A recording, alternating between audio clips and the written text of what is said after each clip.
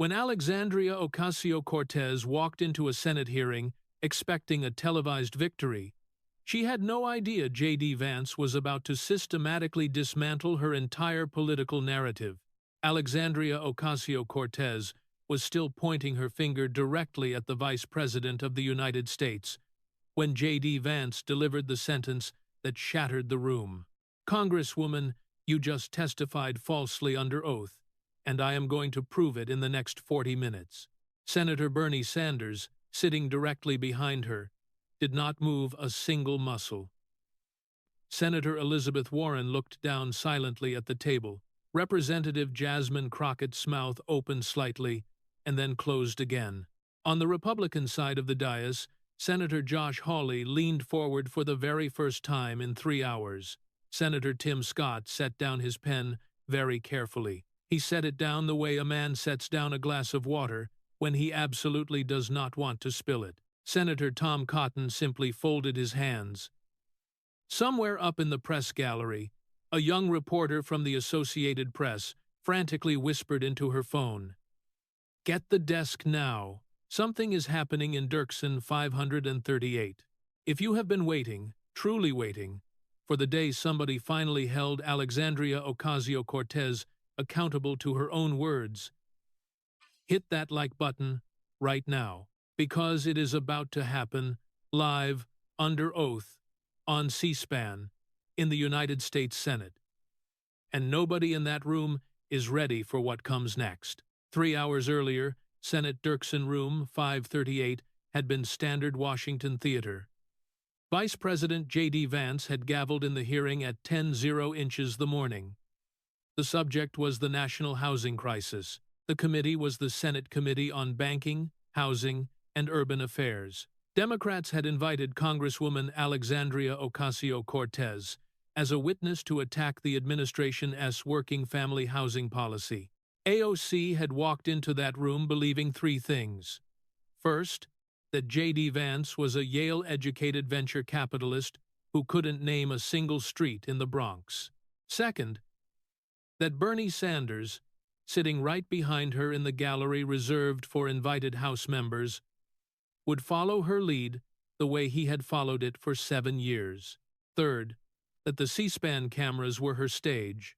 She was wrong about all 3. For the first 2 hours, the hearing had gone exactly the way she had expected. She had attacked Trump, she had attacked Republicans, she had called the administration's working family tax plan economic devastation against the poor. She had called JD Vance, to his face, a betrayer to the hollows he pretended to love. She had accused the Republican Party of staging a systemic devastation of the working class. Vance had not interrupted her once. He had sat very still at the chairman's position, writing slowly on a yellow legal pad. He had not looked angry. He had not looked offended. He had looked, more than anything, like a Marine taking notes. At 12:47 p.m., Alexandria Ocasio-Cortez finished her opening statement. She looked across the dais at the Vice President and said, with the small, confident smile that had carried her through 7 years of cable news, "I yield my remaining time, Mr. Chairman, and I look forward to your questions." JD Vance looked up from his legal pad. "Congresswoman," he said, "I have 47 questions. We are going to start with number 1. Question 1. Congresswoman, you just testified under oath that the Republican housing plan will, quote, displace 2 million working families from their homes. Yes or no? Is that what you said?" AOC leaned into her microphone. "That is exactly what I said, Mr. Chairman. And the data supports, thank you. I am going to hold you to those words. Question 2. She blinked. She had expected a debate.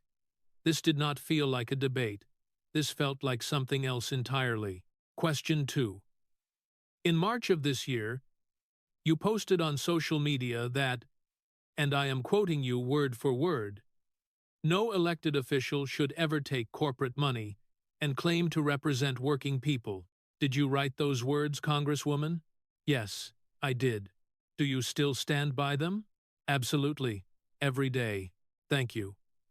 Question 3. In 2018, your congressional campaign was supported by two political action committees, the Brand New Congress PAC and the Justice Democrats PAC. Both of those PACs were founded by your then Chief of Staff, Saikat Chakrabarti. You served on the board of Justice Democrats from December 2017 until June 2018. Is all of that correct? She paused for the first time that morning. She paused before answering, yes. Question 4. During that same period, the National Legal and Policy Center filed a complaint with the Federal Election Commission, alleging that approximately $885,000 was transferred from those two PACs into two limited liability companies that your Chief of Staff personally owned. The companies were named Brand New Campaign LLC and Brand New Congress LLC. The transfers were labeled Strategic Consulting. The Federal Election Commission opened an official case. The case file was assigned a number. That case is a matter of public record. Congresswoman, were you aware of those transfers while you sat on the board of Justice Democrats? Alexandria Ocasio-Cortez took a sip of water. Her hand was steady. Her voice was not. Mr. Chairman, that complaint was politically motivated, and, Congresswoman, Vance did not raise his voice. He did not even lean forward. Yes or no? Were you aware? The silence in Dirksen 538 lasted 4 seconds. In a televised Senate hearing, 4 seconds is an absolute eternity. I was not aware of the specific accounting. Thank you. Question 5. If a Republican congressman had sat on the board of a political action committee that funneled $885,000 to a Chief of Staff's private limited liability companies, would you, by your own standard from March of this year, call that Republican a representative of working people or a representative of corporate money? Silence. Mr. Chairman, this is a baseless claim. That complaint was, Congresswoman, the case file at the FEC is open. I have the case number. Would you like me to read it into the official hearing record right now? She did not answer. On the Democratic side of the dais, Senator Elizabeth Warren picked up her pen. She wrote something on her legal pad. She did not pass the note to anyone. She did not show it to her staff. She simply wrote it, and then she put the pen down. And then she folded her hands the way a woman folds her hands when she has decided to stop defending something. On the Republican side, Senator Josh Hawley had the expression of a man watching a prosecution that he did not need to conduct himself. Vice President Vance looked down at his legal pad. Congresswoman, you wrote the rule, not me. I am just reading it back to you. He turned the page. 42 more questions. Let's go to question 6. Question 6. You testified this morning under oath that, quote, the greatest enemy of the American worker is the billionaire class that ships jobs overseas. Yes or no? Are those your words? Those are my words, and I stand by them. Question 7. In February 2019, you publicly celebrated the cancellation of Amazon's HQ2 headquarters in Long Island City, Queens. That headquarters would have created approximately 25,000 jobs in your own congressional district. The average salary was projected at $150,000 per year. Is that correct? The Amazon deal was a corporate welfare scheme that would have, yes or no, Congresswoman? Yes, I celebrated it. Because I was right. Vance turned a page. He did not look up. Your own Democratic governor, Andrew Cuomo, not a Republican, Congresswoman, called your celebration of that cancellation, quote, the greatest tragedy I have seen since I have been in government. Did Governor Cuomo say those words? Governor Cuomo and I had political differences. That is not what I asked. I asked if he said those words. Yes. Vance finally looked up. And then he did something that nobody in that room had expected him to do. He turned his head slightly to the left, to the gallery, to where the invited House members were seated, to where, in the second row, wearing a dark gray suit and the expression of a man who had been a United States Senator since 2007, sat Bernard Sanders of Vermont. Senator Sanders, since you are in this room today as a guest, and since you have spent the last 6 months campaigning alongside Congresswoman Ocasio-Cortez on what the two of you called the Fight the Oligarchy Tour, I would like to ask you one question directly, if the chair may. Bernie Sanders looked up slowly. Every camera in Dirksen 538 turned toward him at the exact same time. Fox News, CNN, MSNBC, C-SPAN, the split-screen feeds all snapped right to his face. Senator Sanders, Vance said, you have spent 40 years in this building fighting for the American worker. I have read some of your speeches. I disagree with many of them, but I respect the consistency of them. So I am asking you, as a fellow elected official, do you believe that preventing $25,000, $150,000 a year jobs from coming to Queens fights the oligarchy? Or do you believe in your heart that it hurt the working class of that borough? Bernie Sanders was 73 years old. He had been asked 10,000 questions on live television. He had never ducked a single one. He ducked this one. Mr. Vice President, Sanders said in the Brooklyn accent that had carried him through 2 presidential campaigns. I am here today as a courtesy, not as a witness. I would prefer not to answer a hypothetical. The silence in Dirksen 538 was the loudest sound that had been heard in that building in a month. Alexandria Ocasio-Cortez turned her head 3 inches to the right. Just 3 inches. Just far enough to see out of the corner of her eye that Bernie Sanders was not looking at her. She understood, in that 3-inch turn of her head, that she was entirely alone. Vance waited 2 more seconds. Then he turned back to her. Thank you, Senator. I respect your decision. Question 8.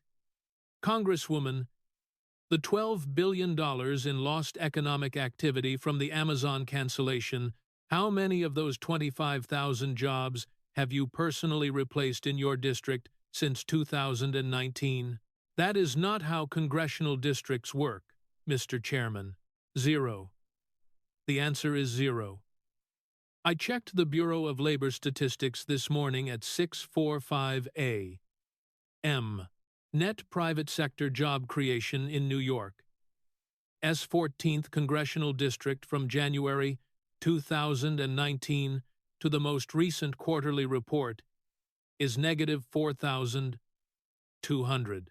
You did not just prevent 25,000 new jobs, Congresswoman.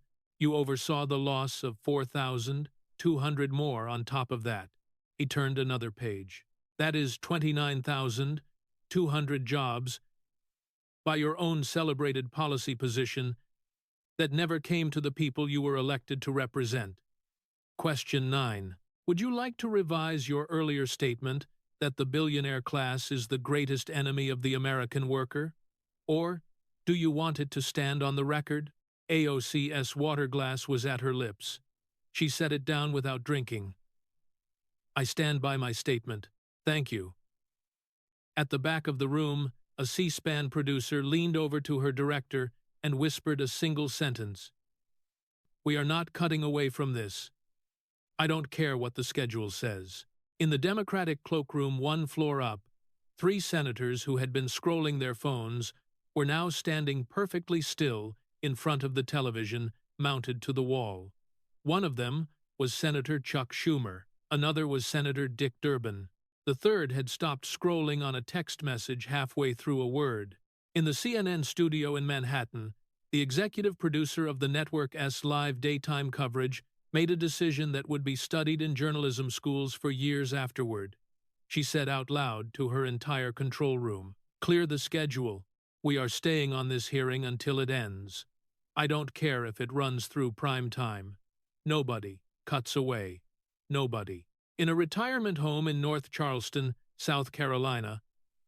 An 81-year-old woman named Frances Scott, mother of Senator Tim Scott, turned the volume on her television up 2 notches and did not take her eyes off the screen. Question 16. Congresswoman. Vance turned to a new section of his legal pad. This section was tabbed with a yellow post-it note. On July 25, 2025, the Bipartisan House Committee on Ethics issued Report 119 to 219. The report was signed by both Democratic and Republican members. It was 26 pages long. I read it on my flight to Washington last night. I would like to read you what it found. May I? She did not answer. The report found, and I am quoting directly from page 14, that you, quote, failed to fully comply with the gift rule by impermissibly accepting a gift of free admission to the 2021 Met Gala for your partner and by failing to pay full fair market value for some of the items worn to the event. Did the Bipartisan House Ethics Committee make that finding, Congresswoman? Yes or no? That report? Yes or no? Did the committee, signed by both parties, make that finding? Yes. Thank you. Question 17. The ticket to that event was $35,000 per person. The dress you wore on the red carpet retailed for approximately $18,000. The hair and makeup service cost $477.73. The committee found that the designer reduced the rental price of your dress from $1,300 to $300 after conversations with your campaign staff. Are all of those numbers accurate? They are in the report. Question 18. The committee also found that your hair and makeup provider, a small business owner in New York City, was not paid in full until February 23, 2022. That is approximately 5 months after the event. The committee described the vendors as being, quote, overly reliant on the Congresswoman's staff to ensure compliance with the gift rule. Did that happen, Congresswoman? My staff handled the payments, and I take responsibility. Congresswoman, yes or no?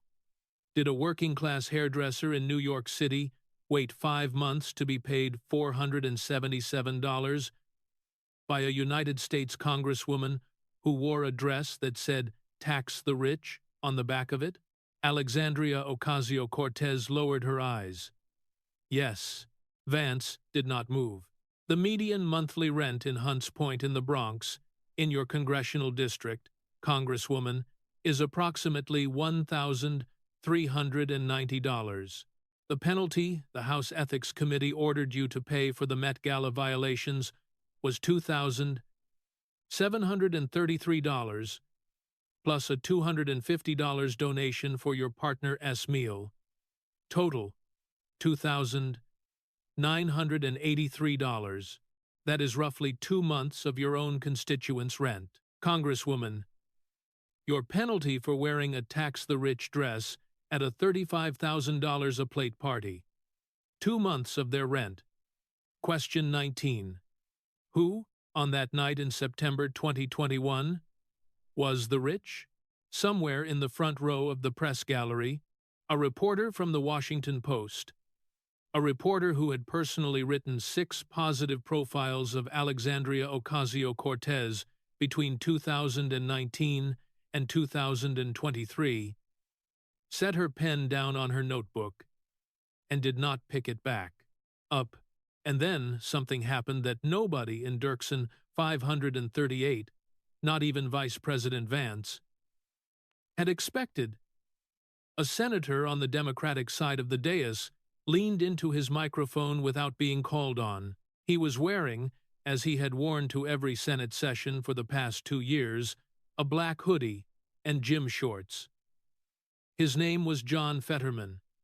He represented the state of Pennsylvania. He had been, for most of his political career, the exact kind of Democrat that Alexandria Ocasio-Cortez had championed, a working-class, tattooed, unapologetic progressive from the steel towns of western Pennsylvania. But in the last 2 years, John Fetterman had become something else. He had become the most publicly critical Democrat of the progressive wing of his own party. He had become, according to some of his colleagues, a turncoat. According to others, the only honest Democrat left in Washington. He leaned into his microphone. "Mr. Chairman, can I get 30 seconds? Vance looked at him for exactly 1 second. Then he nodded once. "Senator Fetterman has the floor." Fetterman's voice was the flat Western Pennsylvania voice that had won him a Senate seat by running as a blue-collar Democrat. It did not sound like a politician's voice. It never had.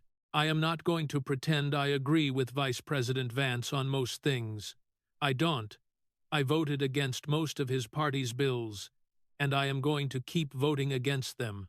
But I am also not going to sit in this room and pretend I did not just hear what I just heard. My constituents in Braddock, Pennsylvania, make on average about $41,000 a year. A 5-month delay on a $477 invoice would put one of them into collections. It would wreck their credit. It would mean their kids can't get braces.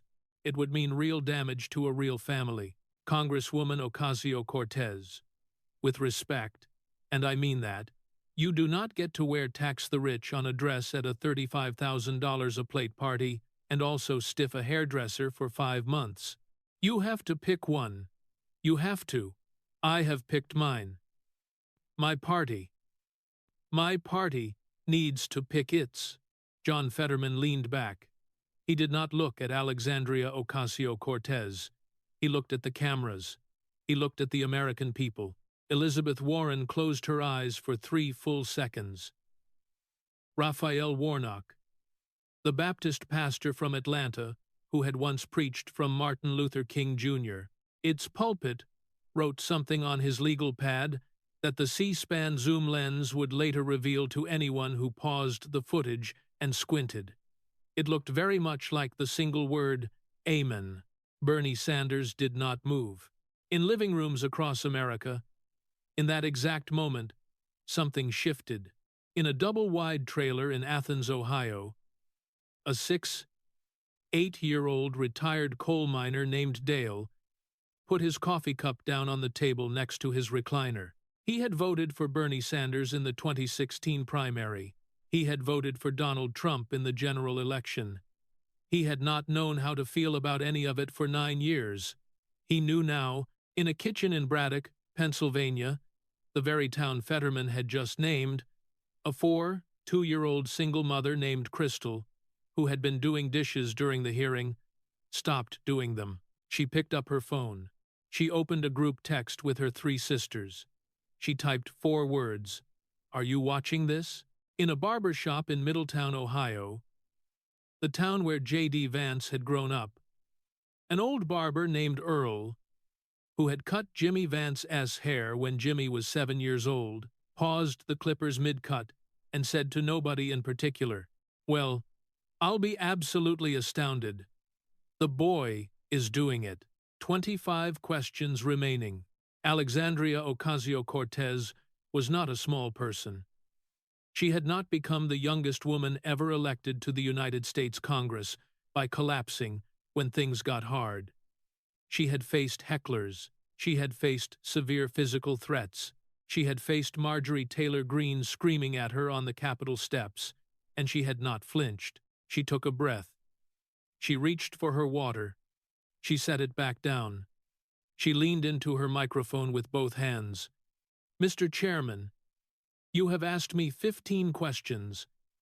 I am going to ask you 1. The room stilled. You wrote a book in 2016 called Hillbilly Elegy. In that book, you described your grandmother, your mother, and your community in Middletown, Ohio, as suffering from what you called a cultural crisis. You argued that the decline of the white working class in Appalachia was not primarily about economics. It was about culture, personal responsibility, family breakdown. Those were your words, Mr. Vance, not mine.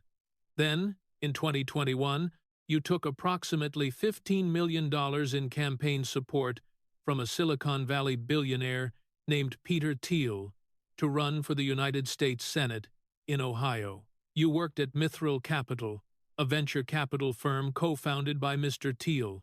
You founded Naria Capital in Cincinnati, where much of your seed funding also came from Mr. Thiel. Your most recent public financial disclosure places your personal net worth at approximately $11.4 million. Mr. Vice President, you started a nonprofit called Our Ohio Renewal, which was supposed to combat the severe health crisis in your home state.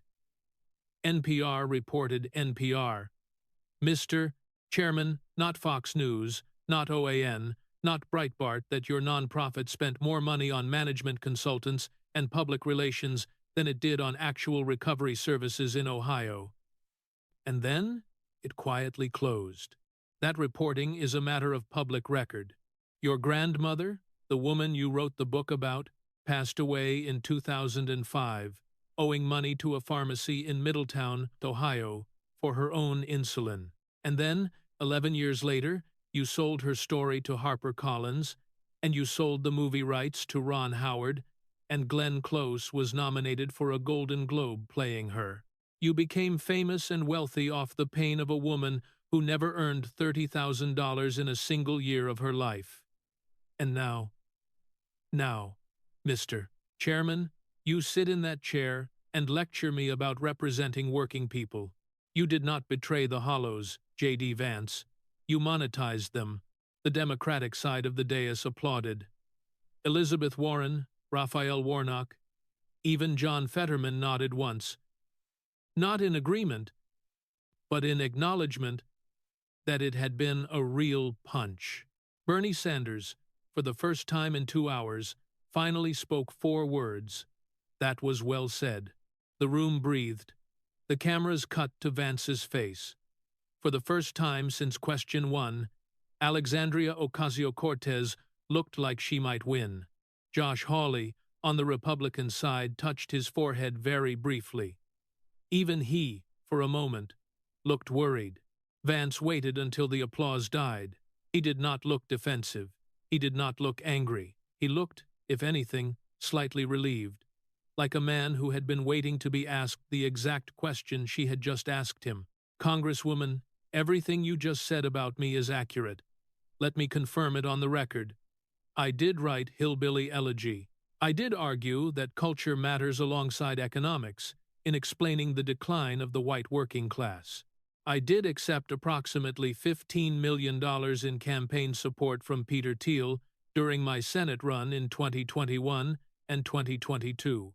Every single dollar of that support is itemized in my publicly filed Federal Election Commission quarterly reports. Anyone watching this hearing right now can pull those reports up on their phone in about 30 seconds. I did work at Mithril Capital. I did co-found Naria Capital. My net worth is, as of my most recent financial disclosure, $11.4 million. Our Ohio Renewal did spend a significant portion of its operating budget on management consultants. NPR's reporting on that was accurate. The nonprofit did close. I take personal responsibility for that. It is one of the real regrets of my life before politics, and I do not run from it. My grandmother did pass away in 2005, owing a pharmacy in Middletown, Ohio, for her insulin. Every single word you just said is true, Congresswoman. I do not deny any of it. I have never denied any of it, and I am not going to start denying it now under oath, in front of my own colleagues, and my own president, and my own wife, who is watching this hearing right now from the Naval Observatory. I am going to tell you what else is true. He turned a page. Question 23. Congresswoman, the 2021 Met Gala, the event we just finished discussing. Your invitation to that event. Who personally extended that invitation to you? The invitation came through the Metropolitan Museum of Art. That is not what the House Ethics Report found. I am holding the report in my hand right now. Page 17. Quote, Representative Ocasio-Cortez was invited by Anna Wintour, global editorial director of Vogue and chief content officer of Condé Nast, who personally commissioned the designers to, quote, dress AOC, end quote. Is that correct, Congresswoman? Yes. Thank you. Question 24. Miss Anna Wintour has donated personally and through affiliated entities approximately $2.1 million to Democratic Party candidates and committees over the last 10 years. That number is from the Federal Election Commission, not from me. Miss Wintour is one of the single largest Democratic Party bundlers in the United States. Are you aware of that? I do not track Miss Wintour's political donations. You do not have to track them, Congresswoman. The FEC does. The records are public. Any American with a smartphone can see them in 2 minutes. Question 25. A multi-million-dollar Democratic mega-donor personally invited you to a $35,000 a ticket party. She arranged for a designer to provide you with an $18,000 dress, which the designer then reduced in rental price from $1,300 to $300 after conversations with your staff. You accepted free admission for your boyfriend in violation of house rules, and you wore across the back of that dress, in red letters almost a foot tall, the slogan, "Tax the Rich." 30 seconds ago, you accused me of monetizing my grandmother's pain. Congresswoman, whose pain were you monetizing that night? Alexandria Ocasio-Cortez did not answer. Bernie Sanders behind her did not say that was well said this time. Vance paused. He set down his pen. He looked for the first time all morning directly at Alexandria Ocasio-Cortez's face, not at the top of her head, not at his notes. Congresswoman, I want to say something about my grandmother, because you brought her up, and I think that is fair. She was a public figure in a book I wrote, and if you want to bring her up in a hearing, you have that right. Her name was Bonnie Vance. Everybody in the hollows of Breathitt County, Kentucky, called her Mamaw. She kept a loaded vintage 1930s firearm for protection under her pillow because the men in the hollows drank, and the women learned how to protect their children. She once told my mother, and I am quoting her word for word, "This is in the book. I do not care what you have done. You are my daughter, and I love you. Now, get up off the floor." She passed away while I was deployed to Iraq with the 2nd Marine Aircraft Wing as a public affairs correspondent. I did not make it home for her funeral. That is something I will carry until the day I die. You said I monetized her pain. Congresswoman, I want to tell you what I did with the advance from Hillbilly Elegy, because I have not talked about this publicly before, and because you have given me the occasion to do so now. The first thing I did was pay off her funeral debt to the funeral home in Middletown, Ohio. I did that in the summer of 2016. The amount was approximately $3,700. I still have the receipt. The second thing I did was pay off the outstanding insulin balance she owed at the pharmacy. The amount was $1,180. I still have that receipt too. The third thing I did, with my wife Usha, who was pregnant with our first child at the time, was set up the Bonnie Vance Appalachian Scholarship. The scholarship pays full tuition at Ohio State University or Yale University for first-generation college students from Appalachian counties in Ohio, Kentucky, and West Virginia. Since 2017, the Bonnie Vance Scholarship has sent 42 students to college. Every single one of them is the first person in their family to attend a 4-year university. That is also on the public record. It is in my most recent financial disclosure filings. Any reporter watching this hearing right now can verify every single one of those claims within 15 minutes. You may disagree with my politics, Congresswoman. I respect that. That is what this building is for. But please, please do not ever again, in a United States Senate hearing room with my name on the chairman's nameplate, suggest that I did not love that woman. You did not know her. I did. Alexandria Ocasio-Cortez lowered her eyes. Josh Hawley, who had not moved in 10 minutes, pressed the palm of his hand against his forehead the way a man does when he is trying not to show what he is feeling on television. 17 questions remaining. Outside the hearing room, in hallway C of Dirksen Senate office building, an AP reporter was typing with both thumbs on her phone. Her message to the desk read, "Biggest Senate moment of my career. Might be the biggest of the decade. Clear A1." In the CNN studio in Manhattan, chief political correspondent John King was standing at the magic wall. A producer was feeding him data in real time. His director cut the live feed to split screen. Dirksen 538 on one half, John King on the other. "I want to say something for our viewers who are joining us," King said, his voice steady. "And I want to say this very carefully, because my job here is facts, not opinions. Everything Vice President Vance has said in this hearing over the last 2 hours is verifiable. Every single document, every single number, every single name. House Ethics Report 119 to 219 is on the House Ethics Committee website. The FEC complaint regarding Brand New Congress LLC and Brand New Campaign LLC is on the FEC website. The Bureau of Labor Statistics employment data for New York's 14th District is on BLS.gov. The NYPD public safety statistics for the 110th precinct are on the NYPD website. The New York Post article about district office hours was published on May 10, 2025. The Governor Cuomo quote about Amazon is from a WAMC radio interview in February 2019. "I want to be very clear with our viewers. We have fact-checked in real time at the CNN data desk. Every single one of those facts is accurate."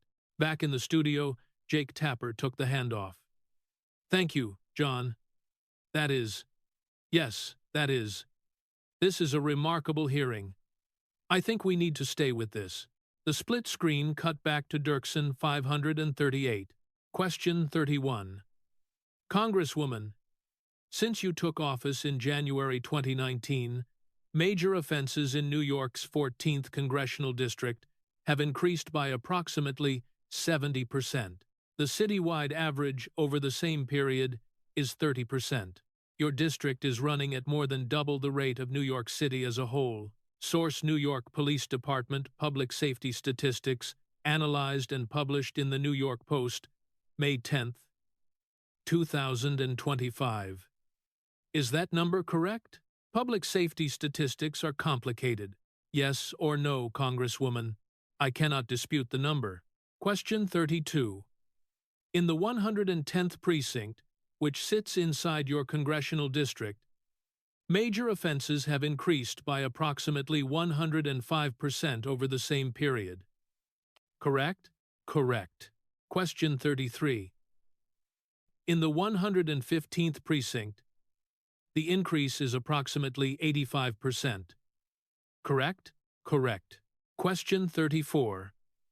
In May of this year, your Hunts Point District Office was operating on the following schedule closed for lunch between 12 p.m. and 1:00 p.m. Closed all day on Fridays. Total public hours, approximately 26 per week. Your Astoria District Office was open by appointment only on Thursdays. Total public hours, approximately 6 per week. Combined, your two district offices in one of the most densely populated congressional districts in the United States were publicly accessible approximately 32 hours per week. Source: New York Post reporting, May 10, 2025, with direct quotes from frustrated constituents. Is that reporting accurate, Congresswoman? Our office hours have since been updated. When? Last week. After my office announced I would be chairing this hearing, or before? Alexandria Ocasio-Cortez did not answer. Question 35. Question 36. Question 37. Vance moved through them the way a Marine clears a building, methodically, without wasted motion, without celebration, without stopping. Every question ended with a yes or no demand. Every answer was yes, or it was silence. Question 38 was about her member representational allowance. Question 39 was about the dance company expenses that Americans for Public Trust had flagged to the Office of Congressional Ethics earlier in the year. Question 40 was about her. Fight the Oligarchy tour schedule. Specifically, how many Tuesdays she had been in Phoenix, Albuquerque, and Las Vegas, while her Hunts Point office had been closed for lunch between 12 and 1. By the time he reached question 40, she had stopped giving verbal answers. She was nodding yes, or shaking her head no. The C-SPAN microphones could not pick up her responses. The broadcast had become a visual record of a woman gradually disappearing behind her own binder. Question 41. Congresswoman, you opened your testimony this morning under oath by accusing the Republican Party of, quote, staging a systemic devastation of the working class. Those were your exact words. Do you recall them? Mr. Chairman, yes or no? Do you recall the words, staging a systemic devastation of the working class? I spoke rhetorically, under oath, about a total devastation against the working class by my party. Vance set down his pen. Congresswoman, in this room today are 3 United States senators who grew up in working-class families. I want to name them for the record. Senator Josh Hawley of Missouri, whose father was a small-town banker in a community of 600 people. Senator Tom Cotton of Arkansas, whose family ran a cattle farm in Yell County. And Senator Tim Scott of South Carolina, whose mother worked 6-hour days as a nursing assistant in North Charleston to raise him and his brother alone. You just accused all 3 of those men, under oath, of participating in a systemic eradication against the very class they came from. I want to give each of them a chance to respond. I am going to start with Senator Scott. Senator, if the chair may yield, would you like 30 seconds? Senator Tim Scott, the first African-American senator from the state of South Carolina since Reconstruction, leaned slowly into his microphone. He did not shuffle papers. He did not clear his throat.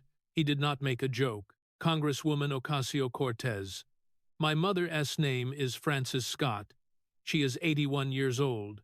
She is watching this hearing from her living room in North Charleston right now. She raised me and my brother alone after my father left. She worked as a nursing assistant for 41 years. She gave sponge baths to dying men for a living. Congresswoman, for 41 years. She voted for Barack Obama in 2008 and 2012. She voted for Hillary Clinton in 2016. She voted for Joe Biden in 2020. She did not vote for me in 2022. She voted for my opponent. She did that because she wanted me to earn it. That is the kind of woman my mother is. You just accused me on national television, under oath, of participating in a total devastation against the class she comes from. I am not going to ask you to apologize to me. I do not care about an apology to me. I am a grown man, and I can take an insult. I am going to ask you to apologize to her by name. Her name is Frances Scott. She is 81 years old. She is in a housecoat right now in North Charleston, and she raised her boy, this boy, better than to call other working-class families sons ruthless destroyers. Apologize to my mother, Congresswoman, right now on national television. Use her name. The silence that followed was the kind of silence that only happens in rooms where history is being made. Alexandria Ocasio-Cortez stared at the table in front of her. She did not apologize. She stood up. Mr. Chairman, I am requesting a recess. Vance looked at her for a long moment. Congresswoman, under Senate Rule 26, a witness who has been duly sworn may not unilaterally recess a hearing. You may request the Chair's permission. Then I am requesting the Chair's permission, Mr. Chairman. JD Vance looked at her for 2 more seconds. His face was unreadable. Granted. We will resume in 15 minutes. Alexandria Ocasio-Cortez gathered her papers. Her hands were shaking so badly that 3 sheets of them fluttered to the floor. A staffer bent to pick them up. AOC did not wait. She turned, looking for Bernie Sanders. Bernie Sanders was already standing up. He was already walking out of the hearing room. He did not look back. The C-SPAN cameras caught every step of him leaving. They caught the moment he pushed through the double doors at the back of Dirksen 538. They caught the moment the doors closed behind him. They caught the moment Alexandria Ocasio-Cortez, who had turned to find him, realized he was entirely gone. 7 questions remaining. 15 minutes later, Vice President Vance gavelled the hearing back into session. The witness chair was empty. Her water glass had been removed. Her binder was gone. Her nameplate, the small wooden placard that had read in gold letters, "The Honorable Alexandria Ocasio-Cortez, U.S. Representative of New York," had been quietly taken away by a staffer during the break. Her microphone had been turned off. Vance looked at the empty chair for 4 seconds. He did not smile. He did not celebrate. He simply turned to the committee clerk, seated to his right. "Madame Clerk, Eastern Time, on live national television, under oath, the witness for the Democratic minority of this committee, Representative Alexandria Ocasio-Cortez of New York's 14th Congressional District, requested a recess from this hearing and has not returned. Let the record further reflect that at this time, the Chair is submitting into the official hearing record the following documents." Vance held up a manila folder. For the first time in nearly 4 hours, he held up a physical document. 1. House Committee on Ethics Report, 119 to 219, dated July 25, 2025, regarding Representative Ocasio-Cortez's acceptance of impermissible gifts at the 2021 Metropolitan Museum of Art Costume Institute Gala. 26 pages. Bipartisan. Signed by both parties. 2. The Federal Election Commission case file regarding Brand New Congress LLC, Brand New Campaign LLC, Brand New Congress PAC, and Justice Democrats PAC, originally filed by the National Legal and Policy Center on March 4, 2019, case file open as of today, S-date. 3. Bureau of Labor Statistics, employment data for New York SP's 14th Congressional District, covering January 2019 to the most recent quarterly report, net private sector job creation, negative 4,200. 4. New York Police Department major public safety statistics for the 110th, 115th, and adjacent precincts within the 14th Congressional District, covering January 2019 to the present. 5. The New York Post article of May 10, 2025, documenting the operating hours of the Congresswoman's district offices, including direct quotes from frustrated constituents whose names are on the public record. 6. The complete Federal Election Commission filings of Peter Thiel's donations to my Senate campaign, 2021 and 2022. Every single document I have just submitted into the record is publicly available. Any citizen of the United States of America can access all of these documents, all of them, from their phone in less than 5 minutes. Nothing in this hearing was classified. Nothing in this hearing was secret. Nothing in this hearing was a baseless claim. The Congresswoman did not dispute the accuracy of a single one of these documents while she was under oath in this chair. I have no further questions. He paused. This hearing is adjourned. He tapped the gavel once. The sound of that single tap echoed off the marble walls of Dirksen 538 and went out through the microphones, through the C-SPAN satellites, through the CNN fiber lines, through the Fox News broadcast towers, into approximately 82 million American living rooms. Josh Hawley did not applaud. Tim Scott did not applaud. Tom Cotton did not applaud. None of them needed to. John Fetterman, the Democrat from Pennsylvania, stood up, nodded once in J.D. Vance's direction, and walked out of the hearing room on his own. In a hallway outside Dirksen 538, Senator Bernie Sanders stood alone for 90 seconds before his chief of staff caught up with him. A reporter from Politico caught him first. She had been a political reporter in Washington for 11 years. She had covered Bernie Sanders in 2 presidential campaigns. She had never seen him look the way he looked right now.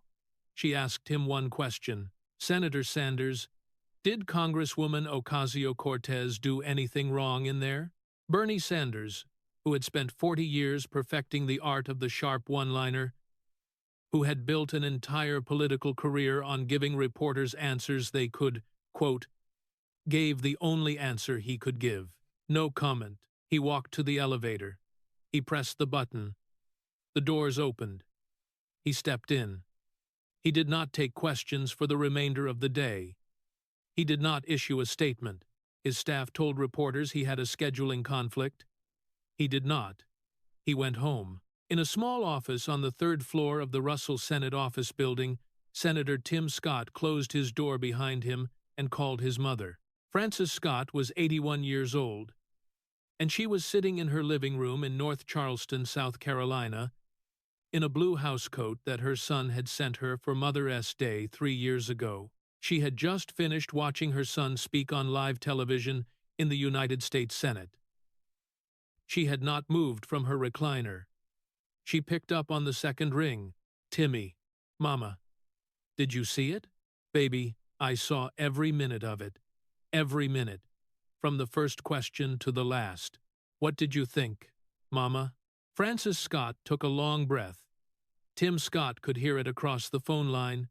He could also hear, very faintly, the hum of her refrigerator in the background. It was the same refrigerator she had owned when he was 12 years old. "Baby, you did good. You did real good. I want you to tell Mr. Vance I said thank you. I mean that. You tell him. You tell him that an old black lady from North Charleston, who has voted for Democrats her whole life, said thank you to the Republican Vice President of the United States today. You tell him." "I will, Mama." "And Timmy?" "Yes, ma'am. That young woman, the Congresswoman. I feel sorry for her, I do. She is somebody's daughter, too." "Yes, ma'am. But Timmy, that does not mean she was right. Do you hear me?" "Yes, Mama, I hear you."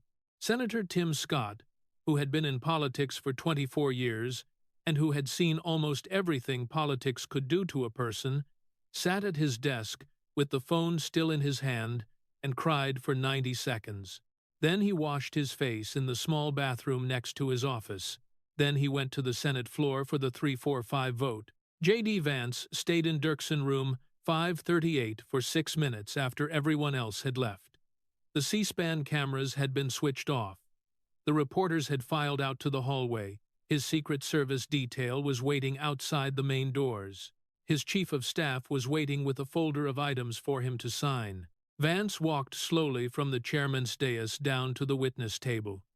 He did not touch the chair where Alexandria Ocasio-Cortez had been sitting. He simply looked at it for a long moment. He had not come to this hearing to destroy a young congresswoman from the Bronx. He had come to this hearing because in the summer of 1994, on a wooden porch in Jackson, Kentucky, his grandmother, Bonnie Vance, had sat him down, handed him a glass of sweet tea, and told him something he had never forgotten. "Jimmy, you listen to me, boy. If you ever get a chance in this life to speak for people who don't have a microphone, you take it. You take it every single time. You don't think about it. You just do it.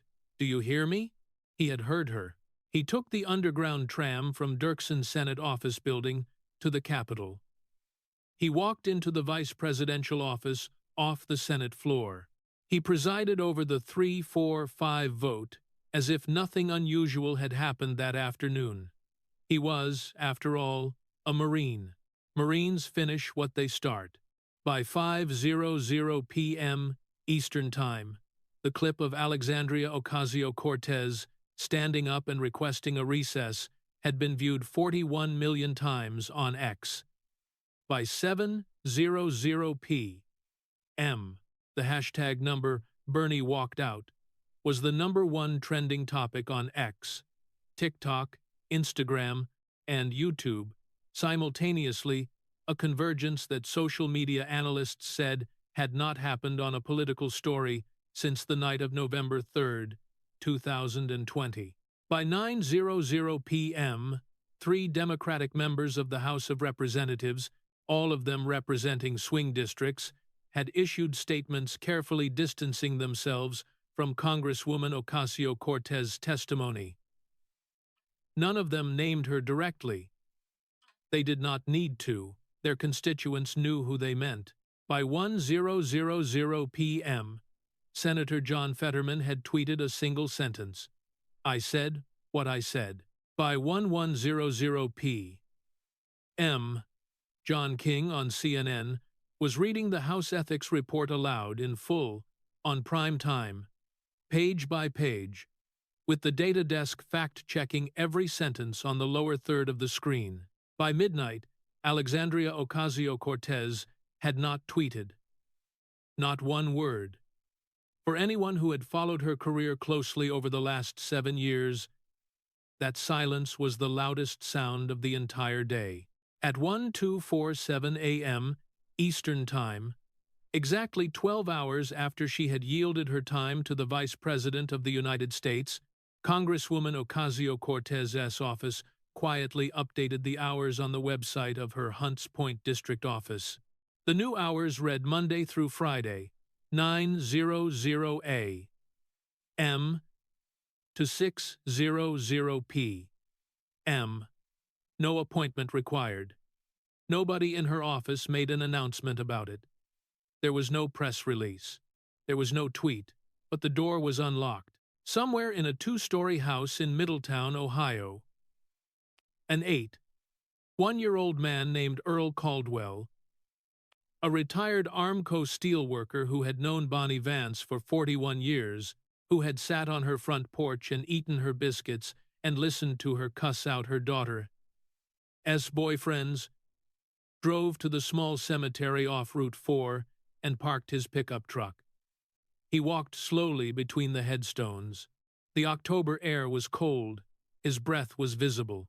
He stopped at a modest granite stone that read Bonnie Vance, beloved mother and grandmother, 1933 to 2005. Earl unfolded a metal camp chair he had brought from the bed of his truck. He sat down next to the stone. He took off his John Deere cap. "Bonnie," he said out loud, "your boy did real good today. Real good. I watched the whole thing. Couldn't stop watching. He talked about you on national television. He said your name. He talked about the insulin. He talked about the firearm under your pillow. He talked about you telling his mama to get up off the floor." Earl's voice broke a little. "He's the Vice President of the United States, Bonnie. The Vice President. Your boy from Middletown. I just wanted you to know." A cardinal landed on the top of Bonnie Vance's headstone. It sat there for about 4 seconds. Earl did not believe in signs. He had never believed in signs. He watched the cardinal anyway. "If you made it this far, thank you. What you just watched, what millions of Americans just watched, is what happens when a Marine from a Kentucky hollow walks into a United States Senate hearing room with nothing but a legal pad, the names of real people, and the facts on the public record. He did not bring a single classified document. He did not bring a single audio recording. He did not reveal a single secret. Every document he cited is available to any citizen of this country on a phone in 5 minutes or less. He just asked 47 questions, 40 of them under oath. If you believe that every member of Congress in this country should have to answer the way Alexandria Ocasio-Cortez was made to answer today, hit that like button right now. Right now, before you do anything else, subscribe to this channel. Because next week, we are walking into another hearing room. And the week after that, another one. And the week after that, another one, until every single representative in the United States of America who has ever lied to working families about who they really are has to answer for it under oath on C-SPAN. With the cameras rolling, comment one word below the name of the politician you want to see held accountable next. I read every single comment on every single video. The top name wins next week's story. Turn on your notifications, because when working-class America finally gets a microphone in Washington, you do not want to miss a minute. God bless Francis Scott in North Charleston. God bless Bonnie Vance in Jackson, Kentucky. God bless every voter in every forgotten district in this country who has ever left a voicemail that nobody returned. The hearing is adjourned, but the reckoning, the real reckoning, just started. When the cameras are finally turned off and the political theater ends, who is truly standing up for the forgotten voices of the working class?